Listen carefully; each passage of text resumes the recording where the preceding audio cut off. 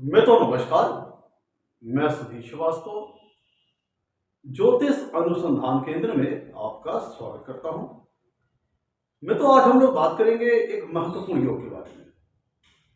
देखा जाए तो आज के वर्तमान युग में धन की आवश्यकता सभी को है और धन के बगैर किसी का काम नहीं चलता। और धन कमाने के लिए प्रत्येक व्यक्ति दिन भर सुबह से लेकर शाम तक अपने हाथ पैर चलाता रहता है, इस मेहनत के साथ कि शायद हमारे धन के स्तर में वृद्धि हो जाए। लेकिन देखा जाए तो समाज में एक बड़ा वर्ग मेहनत कश है, लेकिन उसके पास फिर भी धन का अभाव रहता है।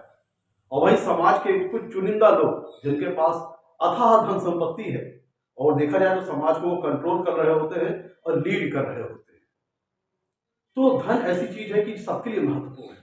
तो जो आज का हमारा जो योग है वो धन संग्रह को ही लेकर के है कि कोई व्यक्ति जीवन में कितना धन संग्रह करेगा, क्योंकि धन इतना महत्वपूर्ण विषय है कि धन के बगैर किसी का काम नहीं चलना। तो कौन व्यक्ति कितना ज्यादा धन संग्रह कर पाएगा, इसी से आज हमारा योग रिलेटेड है।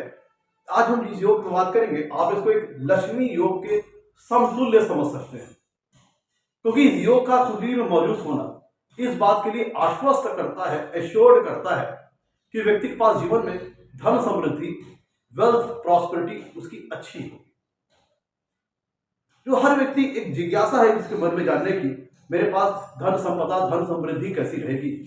तो उसके लिए ये योग एक कह लीजिए कि महत्वपूर्ण सॉल्यूशन है। हम जिस योग की बात कर रहे हैं उसका नाम है धेनु योग। धेनु योग आप इसको लक्ष्मी योग के समतुल्य समझिए और इसे धन योग के समान समझिए। हम लोग कुंडली में कोई व्यक्ति कितना जीवन में वेल्थ एक्यूमुलेट कर पाएगा, कितना वेल्थ सेव कर पाएगा और धन के स्तर को बढ़ा पाएगा या धन का स्तर उसका माइनस में जाएगा, ये सारी चीजें कुंडली का दूसरा भाव बताता है। कुंडली का 11वां भाव आपकी आय के बारे में बताता है, इनकमिंग के बारे में बताता है, वो आपकी अर्निंग के बारे में बताता है। लेकिन आपके पास जो धन संपदा है, धन का जो संग्रह है, आपका जो वेल्थ का एक्यूमुलेशन है, जो वेल्थ का लेवल है, वेल्थ की जो बैंक है, आप उसको बढ़ा पाओगे या वह घटेगा, ये चीज कुंडली का दूसरा भाव बताता है। और कुंडली में जो हमारे धेनु योग बनता है वह दूसरे भाव की मदद से ही बनता है, दूसरे भाव के सहयोग से ही बनता है। और आपको पता है कुंडली का दूसरे भाव को हम धन स्थान कहते हैं। तो इसीलिए चूंकि यह योग धन संपन्नता को दर्शाता है, वेल्थ एक्यूमुलेशन को दर्शाता है, एसेट्स के बढ़ोतरी को दर्शाता है, वेल्थ की इंक्रीजिंग को दर्शाता है, इसलिए इस कुंडली को हम धन योग की संज्ञा में भी रखते हैं। और चूंकि ये योग लक्ष्मी से रिलेटेड है, वैभव संपदा से रिलेटेड है, धन समृद्धि से रिलेटेड है, तो इस योग को हम लक्ष्मी योग की श्रेणी में भी रखते हैं। तो सबसे पहले समझ लेते हैं कि कुंडली में धेनु योग बनता कैसे है। फिर तो क्लियर होगा कि ये धन योग की श्रेणी में भी आ गया और लक्ष्मी योग के समतुल्य भी हो गया।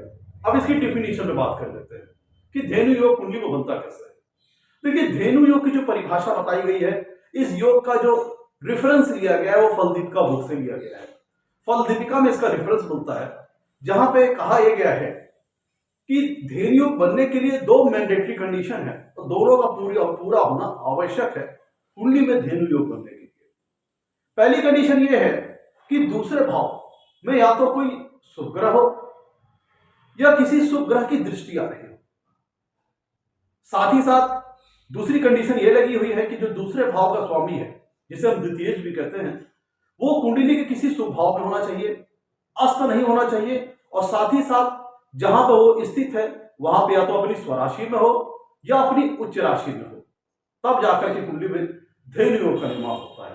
तो जैसा कि यहां से क्लियर हो रहा है इस डिफिनीशन के कि धेनु योग बनने के लिए 2 एलिजिबिलिटी क्राइटेरिया है जो कि पूर्ण होना जरूरी है। पहला ये कि दूसरे भाव में या तो कोई शुभ ग्रह हो या तो किसी शुभ ग्रह की दृष्टि आ रही हो, और दूसरे भाव का स्वामी अस्त ना होकर के कुंडली के किसी शुभ भाव में स्वराशि का हो या तो उच्च राशि का हो, तब जाकर के कुंडली में धेनु योग बनेगा। यहां पे एक बात और समझ लीजिए, कुछ लोगों के मन में ये कंफ्यूजन हो सकती है कि मान लीजिए कि दूसरे भाव का स्वामी शुभ ग्रह होकर के दूसरे भाव में ही स्थित हो, तो देखा जाए तो ऑटोमेटिकली यहाँ पे धेनु योग बन जाएगा। तो यहाँ पे एक कंडीशन ये हो सकती है कि साथ ही साथ उसके साथ अगर दूसरे भाव में कोई शुभ ग्रह मौजूद हो या किसी शुभ ग्रह की दृष्टि आ रही हो, तो ऑटोमेटिकली धेनु योग का निर्माण हो जाएगा। ध्यान दीजिएगा कि अगर दूसरे भाव का स्वामी अगर शुभ ग्रह होकर के स्वभाव राशि दूसरे भाव में ही स्थित हो जाए, तो ऐसी दशा में साथी में वहां पे किसी अन्य ग्रह की दृष्टि या किसी अन्य ग्रह की दूसरे भाव में उपस्थिति भी धन योग का निर्माण कर देगी। तो यहां से आप अपनी कुंडली में देखिए कि दूसरे भाव में या तो कोई शुभ ग्रह स्थित हो या किसी शुभ ग्रह की दृष्टि दूसरे भाव पर आ रही हो, और दूसरे भाव का स्वामी किसी कुंडली के शुभ भाव में अस्त नहीं होना चाहिए, अपनी स्वराशि और उच्च राशि का होना चाहिए। तब जाकर के अगर ये दोनों कंडीशन आपकी कुंडली में पूरी हो रही है, तब जाकर के आपकी कुंडली में धेनु योग का निर्माण होगा। तो अब यहां पे बात ध्यान रखिएगा कि धेनु योग जैसे कि दूसरे भाव से रिलेटेड है, और दूसरा भाव होता है धन भाव। और एक बात आप जनरली ज्योतिष शास्त्र के हिसाब से समझिए कि अगर किसी भाव में कोई शुभ ग्रह है या किसी शुभ ग्रह की दृष्टि आ रही है, तो उस भाव के कारकत्व, तो उस भाव के सिग्निफिकेंस मजबूत होते हैं, और उन सिग्निफिकेंस को ग्रिप करने में, उनको भुनाने में, उनको पाने में जीवन में आसानी रहती है। प्लस अगर किसी भाव का स्वामी कुंडली के किसी स्वभाव में स्वराशि का हो या उच्च राशि का हो, तब जाकर के कुंडली के उस भाव के जो कारकत्व है, वो सिग्निफिकेंस है, वो मजबूत हो जाते हैं, वो स्ट्रांग हो जाते हैं। तो जैसे कि इस प्रस्तुत उदाहरण में अगर हम बात करें, इस योग में बात करें, तो दूसरे भाव का स्वामी जो है वह स्वराशि का हो रहा है या उच्च राशि का हो रहा है, और प्लस उस दूसरे भाव पर चाहे तो किसी शुभ ग्रह की स्थिति हो या दृष्टि आ रही हो। यहां से दोनों बातों से एक बात क्लियर हो गई कि अगर दूसरे भाव का स्वामी स्वराशि या उच्च राशि में होगा किसी शुभ भाव में, तो दूसरे भाव के जो कारकत्व है, दूसरे भाव के जो सिग्निफिकेंस है, वो मजबूत हो जाएंगे। और दूसरा भाव किन चीजों को रिप्रेजेंट करता है? दूसरा भाव वेल्थ एक्यूमुलेशन को शो करता है, जातक की वेल्थ के स्टेटस को शो करता है, कितना वो धन संग्रह करेगा, कितना वो वेल्थ सेव करेगा जीवन में, कितना धन की वृद्धि हो पाएगी उसके जीवन में, जिस कुंडली का दूसरा भाव बताता है। जातक को अपने जीवन में कुटुंब का सुख कैसा मिलेगा, उसका कुटुंब छोटा होगा या बड़ा होगा, ये चीज कुंडली का दूसरा भाव बताता है। प्लस जातक के खान पीन से संबंधित जो चीजें हैं, उनका सुख भी कुंडली का दूसरा भाव बताता है, मतलब भोजन से संबंधित जातक की जो फूड हैबिट्स है, उससे रिलेटेड जो चीजें, वो चीज कुंडली का दूसरा भाव बताता है।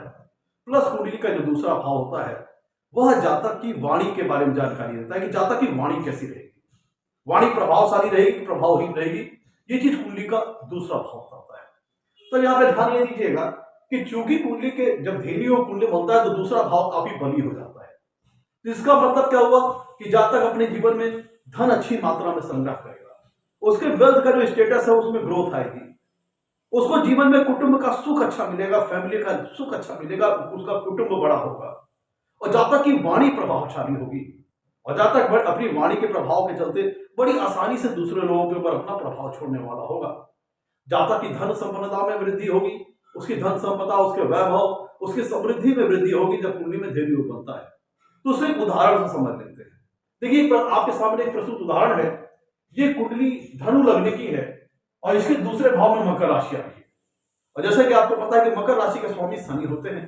तो प्रस्तुत उदाहरण में देखिए कि शनि जो दूसरे भाव में स्वराशि के होकर स्थित है, लेकिन ये पापा ग्रह है, इनके दूसरे भाव में अकेले स्थिति होने से बात नहीं बनेगी, हमें अन्य भी देखना पड़ेगा। क्या किसी शुभ ग्रह की दृष्टि आ रही है? तो जो दो मैंडेटरी कंडीशन हो गई धेनु योग बनने की, कि दूसरे भाव में या तो कोई शुभ ग्रह हो या तो किसी शुभ ग्रह की दृष्टि आ रही हो, प्लस दूसरे भाव का स्वामी कुंडली के किसी शुभ भाव में स्वराशि या उच्च राशि का होना चाहिए, अस्त नहीं होना चाहिए।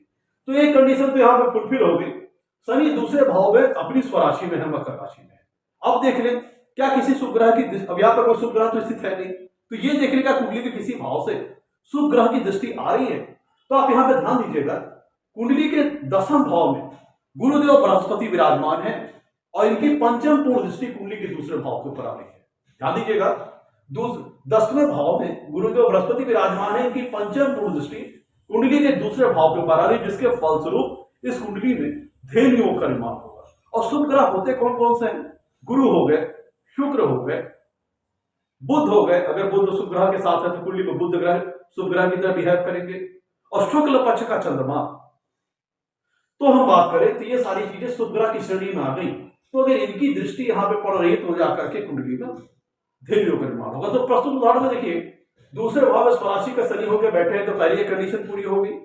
और एक शुभ ग्रह गुरुदेव बृहस्पति की पंचम पूर्ण दृष्टि कुंडली के दूसरे भाव पर आ रही है, फलस्वरूप इस कुंडली में धेनु योग का निर्माण हुआ।